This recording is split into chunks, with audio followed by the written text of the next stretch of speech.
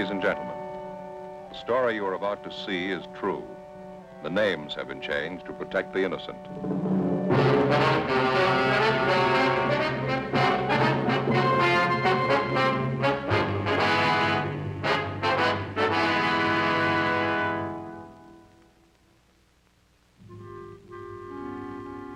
This is the city.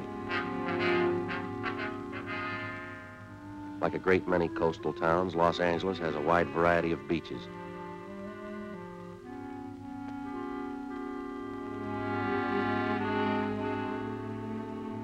This is Long Beach, California. Like you, when I get a day off, I go here too.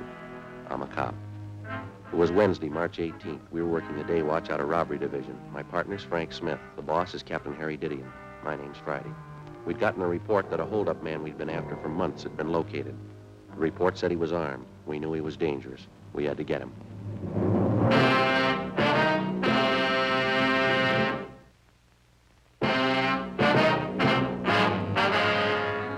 How's the coffee, Joe? Fine, I brought some back for you. Slats? Joe? Where's Tom? Checking out some tear gas equipment. Figured we might need it. You confirm that address? Yeah, 2100 Buchanan Avenue, corner house. Hi, Skipper. You know what to do when you get out there. Don't take any chances. He's alone in the house, is that right? Supposed to be, yeah. They won't give you much of a break. What do you mean? Heavy on guns, 2 revolvers and a hunting rifle. Not afraid to use them either. Be careful. Right. Ready? Right. Yeah. Let's go. See you later.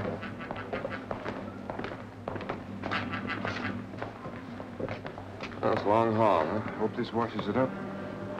Hunting rifle and 2 revolvers. What do you think, Joe? 18 robberies in 3 months. You know the guy as well as I do. Yeah. What's your guess? His name was Hoffman, George R. In our files, his criminal record dated back to high school days. Petty theft, grand theft auto, burglary, armed robbery.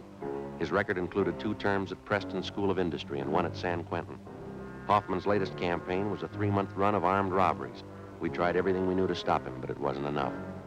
We'd failed to get a line on him until one of Captain Didion's informants came up with a tip that Hoffman had been hiding out for the past month in a small bungalow on the corner of Buchanan Avenue and Selma Street.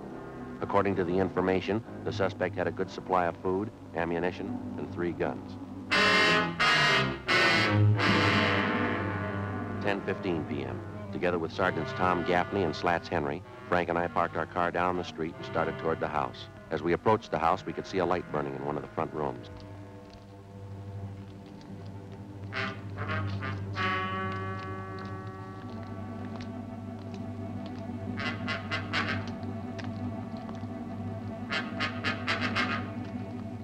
All right, Slats, you and Tom want to cover the back? Right, Joe. Let's go, Tom.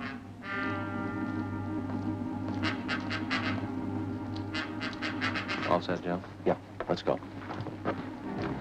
Joe. Front window. Yeah. Come on.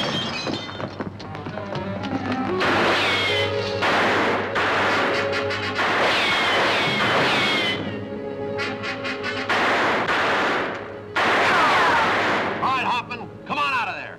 Give it up. What do you think, Joe? I don't know. We got to get him out of there.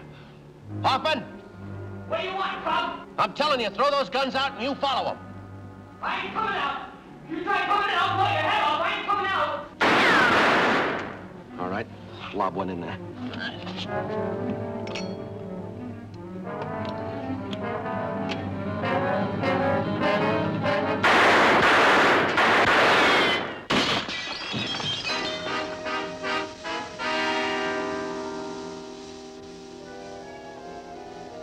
What do you think, Joe? We'll come out.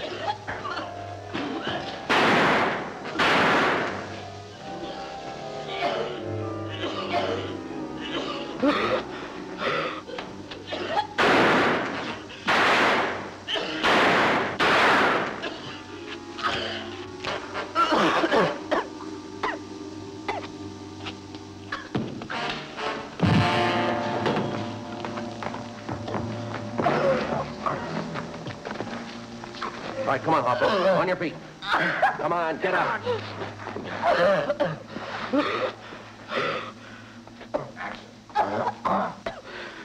You didn't have to use gas. You didn't have to. You didn't give us much choice, mister. You got him, huh? That's right. Oh, we'll check the house, Joe. All right, Slat. See you back at the car. Who told you? Who gave you the tip? What's the difference? sure made it easy enough for you. Might as well open the door and let you in. Yeah, that's right. Come on, let's go. Lousy deal. I'll find out who did it. Takes me 10 years, I'll find out. I wouldn't make book on that, mister. What do you mean? You might be a little busy for the next 10 years.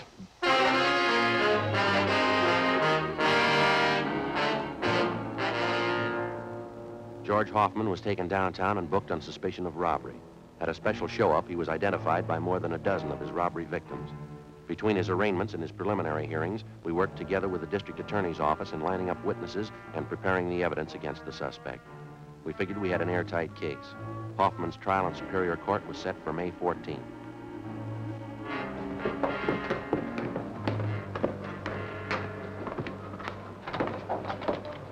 Hi, Joe. Oh, hi, Slats. What's doing? Still arraigning Hoffman? Yeah. What happened to your eye? How about that? I'll never live it down. Let me see. First real black eye I ever had. Had bruises, you know. They hurt, believe me. Well, how'd it happen? Every week, Gaffney and I go up to the neighborhood boys' club after work to help coach the kids at sports, you know. Yeah, I know. Last week we had boxing lessons. I was coaching this one youngster. He turned out to be a lot quicker than I thought. He really connected. I guess everybody's heard the story by now, huh? Just about. Gaffney took care of that. Captain called me in this morning asking me if I wanted to file assault charges against the kid. Big joke. Never fails. You still coaching up there? Not this week. Kids are supposed to get lessons in wrestling. I'm not taking any chances. Yeah? They've been watching television for months. See you later, huh? Right, Slats. Put your coat on, Joe. Why, what's doing? George Hoffman. Yeah? Just broke jail. The morning of his escape, Hoffman was scheduled to appear in Superior Court for trial. According to routine, he was taken from his county jail cell on the 12th floor of the Hall of Justice and escorted to the jail shower room on the 14th floor. There, he was to take a bath and change to his civilian clothes for his appearance in court. While he was in the shower room, he turned on the hot water faucets, filling the room with steam to hide his actions from the guard. He succeeded in forcing his way through a door, up the stairs, and got to the roof of the building. Realizing that he couldn't escape down through the building, he dropped over the edge of the roof, down 18 feet, landing on top of a ventilator shaft. From there, using the metal flanges on the shaft, he climbed 7 stories down the outside of the building. At the 8th floor, he kicked open a window and got inside an office of the building. He slugged a bailiff who tried to stop him, and then he ran down the remaining flights of stairs into the street and disappeared into the crowd. 20 minutes later, he robbed a dentist's office at 3rd and Los Angeles Streets and got away. Police and sheriff's deputies covered the city for him. Frank and I were among them. 11:55 p.m. We checked back into the office. Hi, Skipper. How about Hoffman? Anything new? Nothing. Not a trace of him. He must have a good friend someplace in town. Everything's covered. His friends, relatives, his hideout, everyone he knows, every place he's ever been. We plugged every loophole we can think of. The depots, terminals, the airports. Still no trace of him. I don't know. Sure is a strange one. No stranger than climbing down the side of a building. Did you check that story out, Captain? It's the truth. Apparently Hoffman planned the thing out pretty carefully. Well, how do you mean? The sheriff's men talked to some of the prisoners in the jail. They said Hoffman was practicing for it since the day we put him in there. He'd work out 5 to 6 hours every night, building up his hands and fingers. Well, how'd he do that? He used the upper bunk in his cell. He'd hang from the edge of it with the tips of his fingers. He'd do it for hours, pulling his body up and down. He made little grooves in the wall, dug his fingertips into them. Prisoners say he got so he could hold himself up like that 10 minutes at a stretch. It's pretty amazing. Robbery, Division. Yeah, little John, I sent him out about 10 minutes ago to relieve you. Should be there any minute. Right. What about our schedule, Skipper? As far as I know, we'll go all night on this. Sheriff's office the same. Uh-huh. You two were relieved at 11:30. Better check back in here at 5:30 a.m., okay? Right. Hot shot, I'll get it.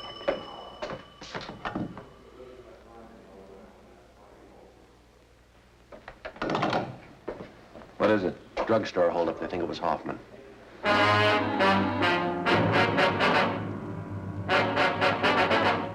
The scene of the holdup was the Rex Lake Pharmacy on the corner of Pico Boulevard and Pine Lake Street. The victim, a Mr. Clarence Geringer, told us that the holdup man had entered through a rear door, slugged him, and escaped on foot with his overcoat and about $150 in cash. We showed him a number of mugshots. He identified George Hoffman as the bandit. A special detail of men were ordered on a thorough search of the general area around the drugstore. No sign of the suspect. The citywide Dragnet continued all that night and into the next day. No developments. The search went on. A week passed. At 10 p.m. on the day Hoffman was scheduled to be tried in Superior Court, he beat up and robbed a 40-year-old liquor salesman in the Highland Park area. Again, he made good his escape. Routine investigation failed to turn up a thing. We continued to check out every possible lead.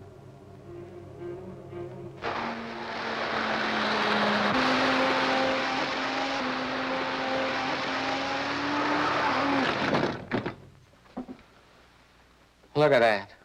That's a bad one. Yes, sir, it sure is. That pretty little mess is going to cost me 15 brownies. Brownies? Brownies, railroad demerits. Oh. Gee, now I won't be able to go to the convention in Cleveland. They won't let me in. Oh, that's too bad. That's all right. I ain't got the money to go anyhow. Yes, sir. Now, this fellow you say you saw last night, Townsend, are you sure it was Hoffman? You betcha. I saw his picture in the paper when he climbed down and escaped. I don't say I'm positive it was him, but I'm dandy on faces. Maybe the whole system was out to kill her. Oh, there's a good reason for it, of course. The whole railroad just needs a complete overhauling. Way overdue. Wonder if you'd mind checking through these pictures, Mr. Townsend. Well, not at all.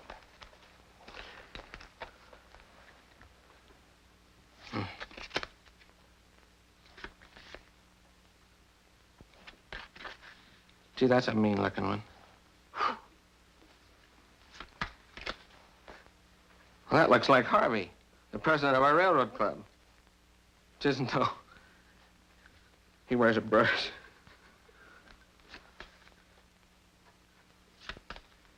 That's the one. That's him. Am I right? Yes, sir, that's Hoffman. Do you happen to know where he's staying? Yes, an auto court on Royal Oaks Avenue. He's been there for a month. Say, Sergeant, if you find out it really is this Hoffman, don't tell Mrs. Cox at the auto court.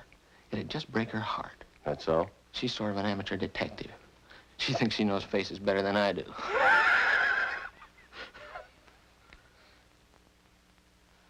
Say, you sure that isn't Harvey?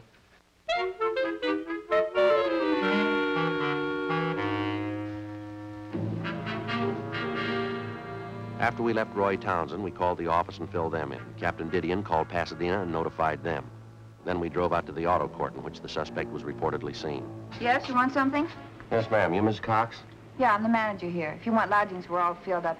You might try the Golden Eagle straight down the street there. We're police officers, Mrs. Cox. Could you hold that up a little closer? Yes, ma'am. Oh, yeah. Do you have a man named Hoffman staying here? Hoffman? No, I don't. Got a Hoffmeyer, though. Sure that's not it? Wonder if you'd look at this picture, please. Could you hold that a little closer, please? Yes, ma'am. Could you get a little closer? Well, I'm afraid not, ma'am. Oh, could you step out here, do you suppose? Thank you.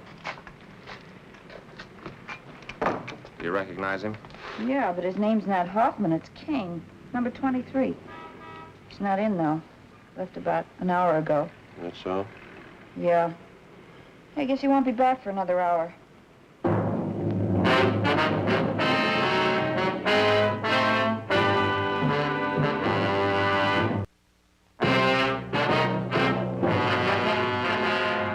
Before going on stakeout at the auto court where George Hoffman was registered, Frank put in a call to the office.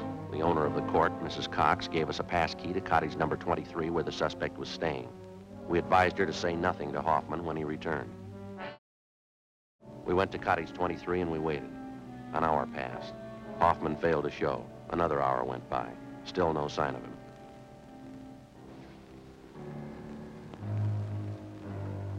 What do you think, Joe? I don't know. Way overdue. You think he might have been tipped? I don't see how. Miss Cox is the only one that knows we're here. No, she wouldn't have any reason to tip him. All his stuff's here, all his clothes. Yeah, well, relax. We've had longer waits than this. Yeah. Joe? Yeah. You see who it is? Yeah, there's a man coming from next door. All right. Yeah? Your new telephone directories. Oh, thanks. Anything wrong? No, everything's all right. Put him right there on the porch. You betcha. Telephone directories. Yeah.